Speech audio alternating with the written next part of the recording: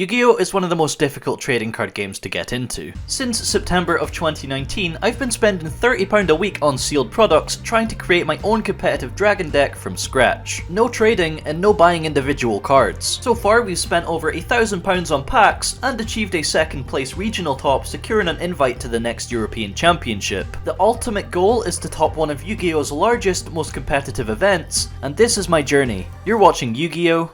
From scratch.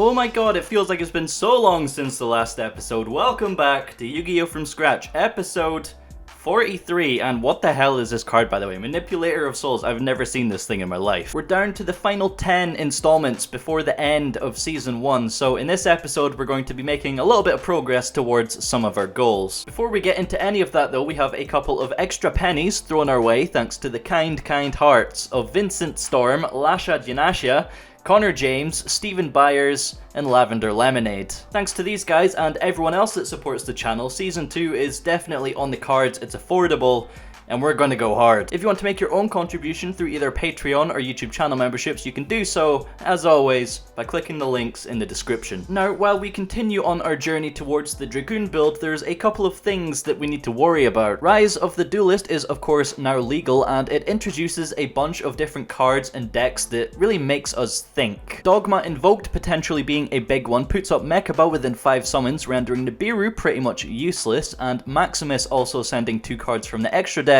can really shred us depending on our hand. Forbidden Droplet and 3 Tactics Talent are 2 very good cards that are also being introduced. These cards will definitely win some games against us in the future unless we can sack the Imperial Order every game. And finally, by the time we do get to the release of Dragoon and incorporate that along with Predaplant, Verte, Anaconda into our end board, it opens us back up to our old enemy, Super Polymerization. Oh man! Oh god! Oh man! So many things to take into consideration going forward. It just shows how quickly the format changes, which has been an additional challenge to this whole series. Like, building a deck is just the tip of the iceberg. Keeping up with the ever-changing format and meta, that's where things get difficult. I do think that we've done a good job keeping up, especially now that we're heading towards the end game. If you do agree, hit that like button, and less talking, more packs. Box. Booster packs! £30 once again, gone. That £1.50 gets carried over again to next week. I'm starting to get kind of attached to this little £1.50. You know, it's never getting spent. Anyway, this opening isn't going to come as a surprise to anyone. We, of course, are still trying to get that Chaos Emperor Dragon of Armageddon just because I want to pull it. And the Trishula Fusion as well, nice to have. And we do still need a second and third copy of Black Metal Dragon and Unexpected Die, which are guaranteed in these boxes here. So we're going to crack into this one once again and get that little blast of ancient Egyptian nostalgia. Alright, so I think this opening is going to be relatively quick. We know most of the cards in this set. So let's give this box a little...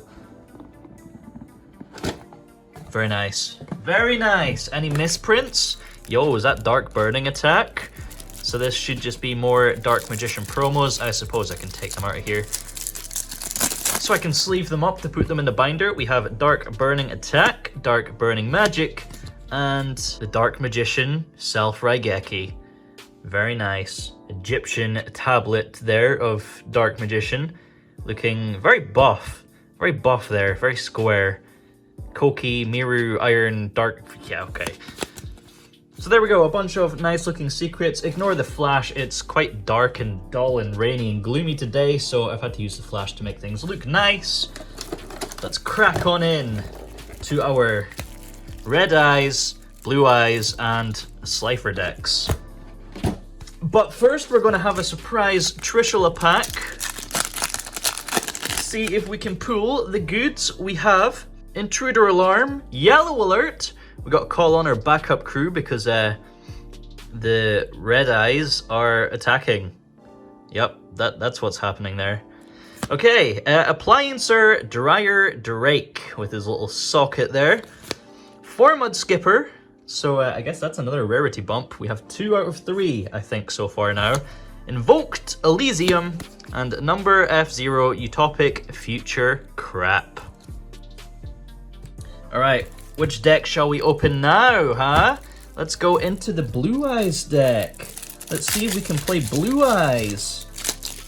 So we have Maiden, which is a very good strategy, a very good card to just sit on in like Duel Links, for example, because it's quite hard to get rid of without any non-targeting stuff. Melody and Blue Eyes Ultimate. This can, of course, search things like Levianeer and the Chaos Emperor Dragon, but it's just really not worth running. We also have the common Blue Eyes, Dragon Spirit of White Kaibaman, White Stone of Legend. We have Ancients as a common in here, which is very nice. Protector, Master. Okay, so we don't have Sage. It's not really a playable Blue Eyes deck, but you know, it's pretty cool. Battle Ox, Lajin, the mystical genie of the lamp, with his nice little pedo stash there. Vorse Raider, Alexandrite Dragon, Blade Knight, Ancient Lamp, so we can get our genie out of the lamp. Get our 3 wishes. Wish for a 10,000 dragon, I suppose. Tiger Dragon, Kidamodo Dragon, King of the Swamp, Rider of the Storm Winds, Burst Stream of Destruction, Poly, Enemy Controller, left, right, select, start, A, B. Doesn't actually have any select or start buttons. Ancient Rules, Trade In, Where Art Thou? Yo, Spiral, Magician's Souls, Pot of Dichotomy, Fusion Substitute, Unexpected Die. So there we go, that's one of the cards we were after. Negate Attack, so we can stop our opponent from attacking. Final Attack Orders, Shadow Spell, Cloning, Fusion Reserve, Jar of Avarice. Oh, okay, First of the Dragons and Azure Eyes. That's pretty cool, I guess. Super Poly target against token decks. Yo, oh my god, what a tech. And a Blue Eyes token with his 4-card hand there. I wonder what he's got there. Poly and 3 Blue Eyes. There we go. Yo, that deck looks pretty thick, not gonna lie. Big man Kaiba playing 60 cards, is he? Alright, let's move on to another pack of Armageddon. What have we got in this one? Can we get the Trish Fusion? We have an elephant with some nuclear hands. So, you know, you give him a handshake, you blow the hell up. We have Bambi, Kokimiru Drago, Flower Cardian Cherry Blossom, the spiky Mona Lisa. Kind of looks like an elephant, I guess, with the eyes and a big cherry trunk. And Artifact Ignition, the nice rainbow-looking shiny secret. I do like the art and the colors on this one, but garbage for our deck. All right, onto the Red Eyes. Onto the Red Eyes. What do we have in here? I wonder. We have an egg, boiled, it seems. Return of the Red Eyes, Flare Metal, Bee Dragon, Black Flare. I think this was like a 5-turn common at some point before this got reprinted. Archfiend of Lightning, Retro, Black Metal Dragon, the other card we have been searching for.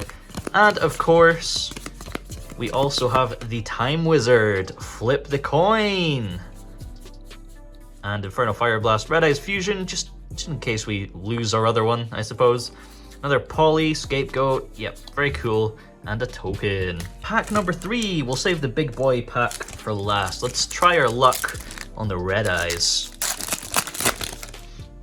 Okay, we have Cicada King, I'm sorry, you all hate me for pronouncing it wrong. Bullet Bill, when you're last place in Mario Kart, you just go zoom. Appliancer Laundry Dragon, Invoke Caliga, and, man, Skull Greymon, or Metal Greymon. Not what we're looking for. Alright, let's get some Egyptian gods going in this bad boy. All 3 Egyptian god cards. That off the bat is awesome. We also have Exodia. I don't know why, but the artwork of Exodia just gives me such fat nostalgia. I know it's like Spellbinding Circle or something, but man, even in common, it just looks so shiny. I love it. So, yep, Exodia, Egyptian gods, Dark Magician, original art, Dark Magician Girl, original art. Doesn't really look nice as a common, though, in my opinion. Buster Blader, and a bunch of classic cards. For example, Magic Cylinder, and a token there as well. So let's round off this opening with our 4th pack of Battles of Legend here. We have an Invoked Elysium, Ruby Carbuncle, Galaxy Worm, Necros of Gungnir. Okay, it is a monster, half at the top. It could be Dragon of Armageddon. It's Armored White Bear. Unfortunate, but you know, it is what it is. These are the two main cards we came for. Same again next week, potentially. Now we just need one more of these two cards, and we can have a pretty good deck ready for Dragoon. So let's go and try and rack up a little bit of a kill streak, I suppose. Before we go slaughter some DB rated, here is a quick look at the current version of the deck, just the exact same as the previous week I think. However, with the way the format is currently changing, I think Nibiru is getting less and less good in the main deck, with the sort of lack of Synchro Eldritch being replaced with Numeron Eldritch right now. Especially with Dogma Invoked not really caring about it either, I think we're approaching the time where we take it out of the main deck, but we're going to keep it in for today and see how well we do. As always, there will be a written deck list in the description if you can't make out any of the cards, and if we go over to our profile here, we will see that we currently have 515 rating and 28 wins and 9 losses. So let's go try and buff that 28 up to 33. Alright, so round 1, we win the rock, paper, scissors, choosing to go first, and our hand is, wow, interesting, I guess. But we do have this Seyfert, which allows us to at least do something. It gets us to our Collapserpent, which we can go through Striker Dragon, and then into the Spheres. That's one of the things I really like about this deck. While we can't necessarily make our full board and play off loads of combos, we can still end on like 3 or 4 interruptions by just making Spheres and then having the Crow Trap Hole and Nibiru in hand. Of course, setting the Trap Hole, I pass it over to our opponent here,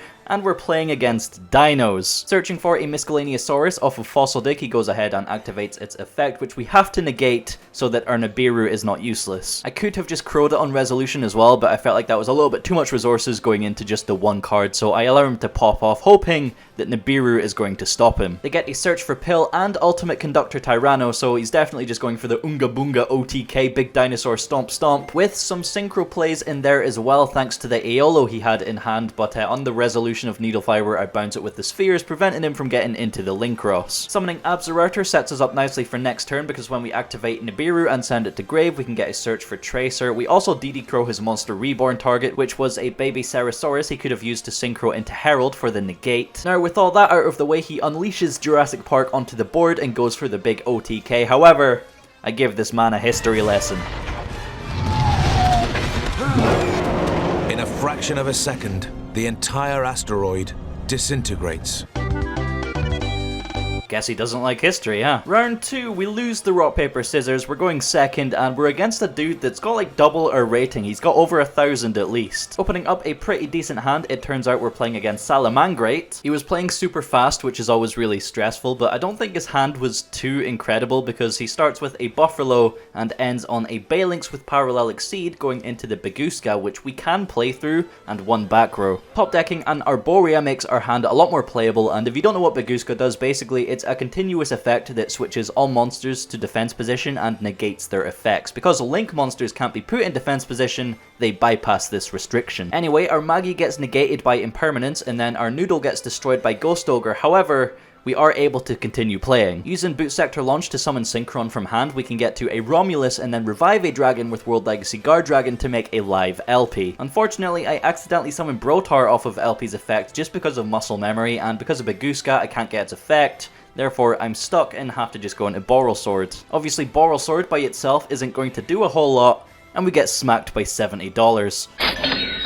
Game 2, we're going first, and man, this hand is so awkwardly broken, it's weird. Starting with the Foolish Burial, I dump Absorouter, getting a Search for Rokket Synchron, just so I can pitch it off the 1-for-1 to get Formud Skipper on the board. Using Skippy's effect, we reveal Spatha to link into Maggie, and then use its second effect to search for Parallel Exceed. From here, we can make one of my favourite plays in this deck, and that's summon a baby Chaos Dragon and link into Striker Dragon. The reason I love this play is because with Exceed in hand, we're getting not 1, not 2, not 3, but 4 chain links all at the same time. He throws down a Gamma as chain link 5, negating and destroying our Exceed, but that doesn't really matter, we do still get a search for Boot Sector Launch, for Arboria, and for Collapserpent. Summoning Arboria to strike our Dragon Zone, I go for our classic play of Halki Fibrax into the LP, where he does chain Phantazmay, but honestly it really doesn't matter too much. It is a very good card against our deck though, because we put up so many links on the board that you basically just get a free Yugioh effect. Thankfully he has no further interruptions, so I'm able to pop off through LP summoning Brotaur. Because we've already went through the baby Chaos Dragons, I search for Levianeer here. Ripping a card out of his hand when he only has 3 is super powerful because we're more likely to hit like a key combo piece. So after resolving a Yugioh, we do just that and climb to a board of Spheres, Harbinger, and Savage with a Romulus as well. Passing it over to our opponent here, a Dark Ruler No More comes down, switching off our entire board. However, he can't capitalize on it. I assume he doesn't have anything playable at all in his hand because he just scoops them up, and we're going to game 3. Yeah, boy. He does Judgment or Magius, forcing us to just attack the token with Nibiru and pass turn. However, his top deck is useless, so he passes it straight back to us, and we take the match. Round 3 was ridiculously intense. We went up against Light Sworns, potentially in preparation for the Create a Card poll. Losing Rock, Paper, Scissors, we're going second, and this is what we have to deal with.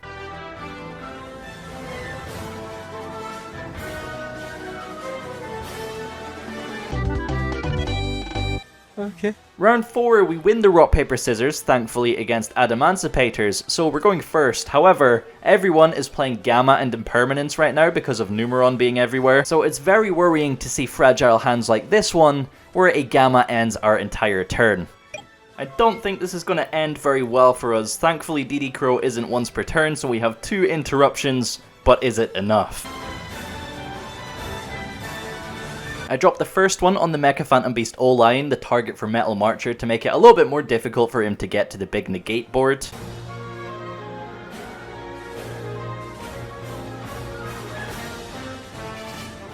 He eventually climbs to the Borreload Savage, so I drop the second Crow here on the Halki Fibrax, forcing out the Kokimiru Guardian negate. From there he summons Gigantes, putting 8,050 damage on the board, which is just enough for lethal. However, he synchros into Dragite.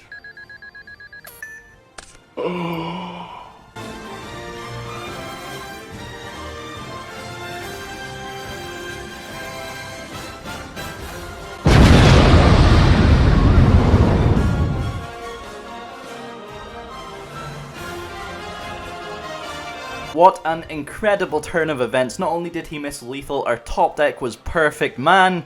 It doesn't get much better than that. Game 2, obviously we're going second, and unfortunately, even post-side, I see 0 interruptions. Our hand is pretty insane though, so we should be able to play through quite a few negates as long as he doesn't put up the Buster Lock.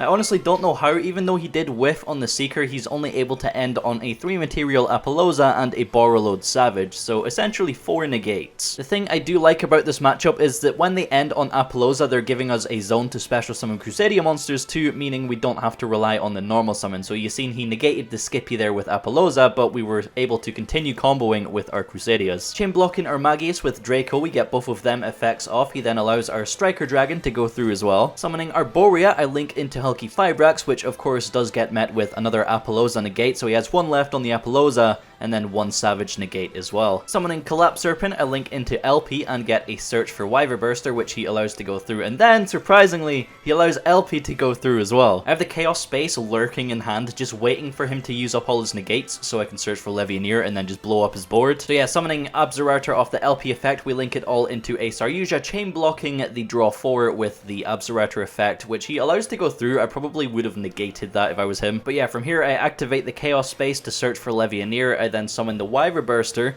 banishing the Collapserpent, allowing me to get that juicy draw 1. Funnily enough, we draw into a Brotaur, which is very nice to summon off the effect of Saryuja, but he does negate the Saryuja with the final Apollousa negate. There's just so many different things we can do here, and with 1 negate remaining on the Savage, I think you can tell where this is going. I bait that out with the Levianeer, clear his board, set up a bunch of interruptions, and take the match. Oh boy, we're on a roll today, and one match off the flawless episode, I was so worried to find out that I'd come across Galantron on the ladder. Galantron is a very knowledgeable judge who definitely knows what they're doing, so this might be a tough match. Once again, I have a hand that lacks extenders, and my day is ruined by a Psy-Frame Gear Gamma. I was debating whether I should attempt to combo using the Brotaur in response to Skippy being destroyed by Gamma, but I did decide against it, hoping that the Nibiru and the DD Crow would be enough to see me through. Turns out we're up against pure trick stars, starting with an Extravagance into a Candina, and then searching for a Lycaris off of the field spell. Smacking a solid 50% of our life points away in the battle phase, he then sets 3 back row in main phase 2, and that's what we have to deal with, top decking a Monster Reborn. The first thing I do is revive Skippy with the Monster Reborn, and this cheeky little fucker notices that Reborn was the card I drew for turn, and therefore capitalizes on the knowledge that I had no extenders in the previous turn by activating Torrential Tribute. From there, once again, I have to pass, and the remainder of my life points get slapped away in the next battle phase. Game 2, we're going first, and we open up an awkward but playable hand. Wow. Draco and Quick Launch gets our combo going, with Absorouter being a free extender thanks to the Quick Launch, and we are, to my surprise, met with 0 interruptions.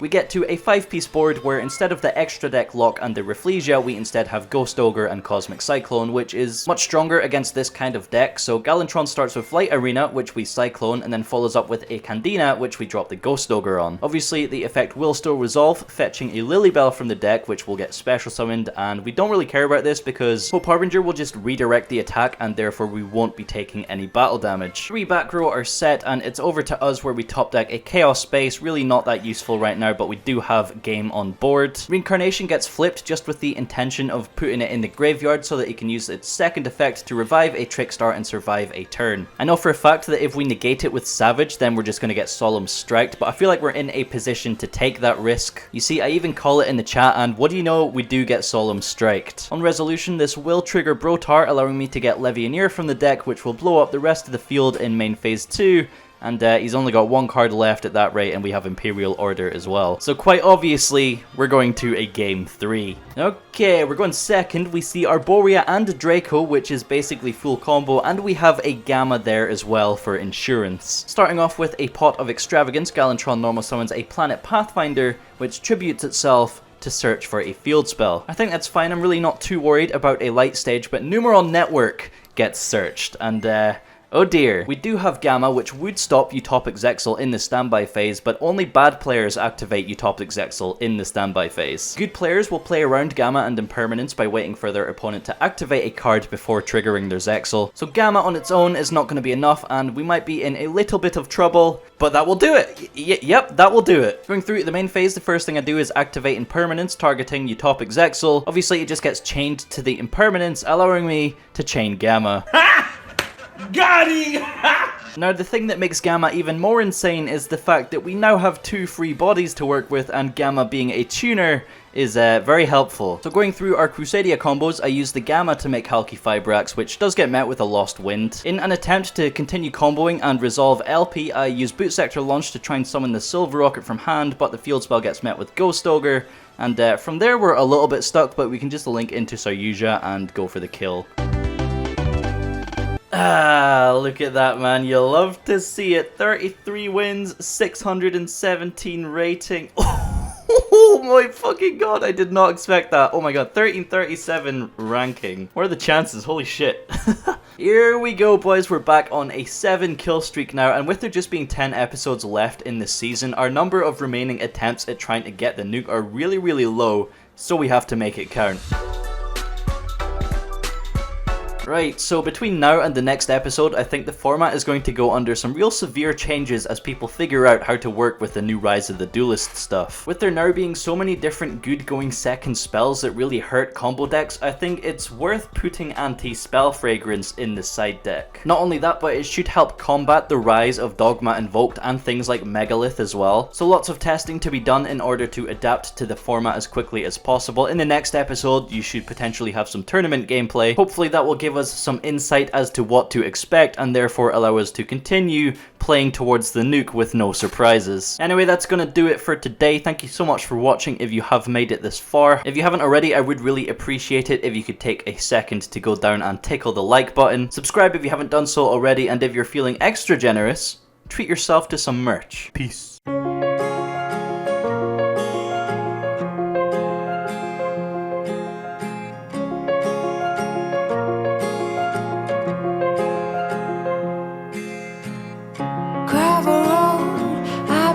To slow down.